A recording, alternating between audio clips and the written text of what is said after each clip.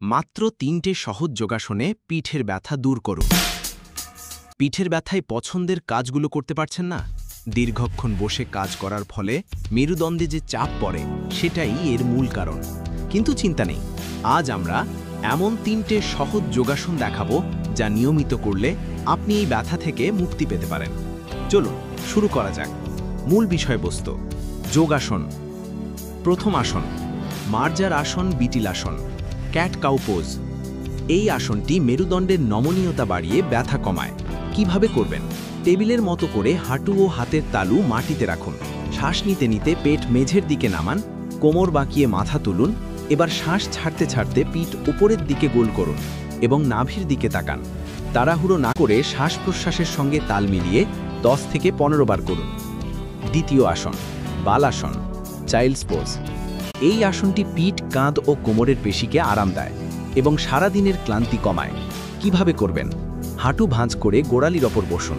শ্বাস ছাড়তে ছাড়তে শরীরকে সামনে ঝুঁকিয়ে কপাল মাটিতে ঠেকান। হাত দুটো সামনে বা শরীরের পাশে রাখতে পারেন। কপাল মাটিতে না লাগলে নিচে বালিশ ব্যবহার করুন। 30 সেকেন্ড থেকে 1 মিনিট এই অবস্থায় থেকে লম্বা শ্বাস নিন। তৃতীয় আসন, ভুজঙ্গাসন, কোবরা পোজ। এটি পিঠের নিচের অংশের ব্যথা কমায় এবং মেরুদণ্ডকে শক্তিশালী করে। কিভাবে করবেন? উপর হয়ে শুয়ে হাতের তালু বুকের পাশে রাখুন। শ্বাস নিতে নিতে মাথা ও বুক মাটি থেকে ওপরে তুলুন। দৃষ্টি থাকবে সামনে।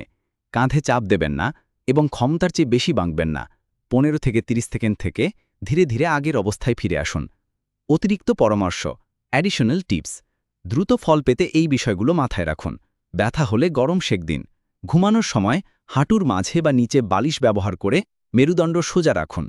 আর খাবারে ক্যালসিয়াম ও ভিটামিন ডি যুক্ত খাবার যেমন দুধ বা ডিম রাখুন। আশা করি এই 3টে আসন আপনার পিঠের ব্যথা কমাতে সাহায্য করবে। মনে রাখবেন, সবচেয়ে জরুরি হলো নিয়মিত অভ্যাস করা। ভিডিওটি উপকারী মনে হলে লাইক করুন এবং প্রিয়জনদের সঙ্গে শেয়ার করুন। আপনার যে কোনো প্রশ্ন বা অভিজ্ঞতা কমেন্টে জানান। স্বাস্থ্য বিষয়ে এমন আরও টিপস পেতে আমাদের চ্যানেলটি সাবস্ক্রাইব করুন। ভালো থাকবেন, সুস্থ থাকবেন।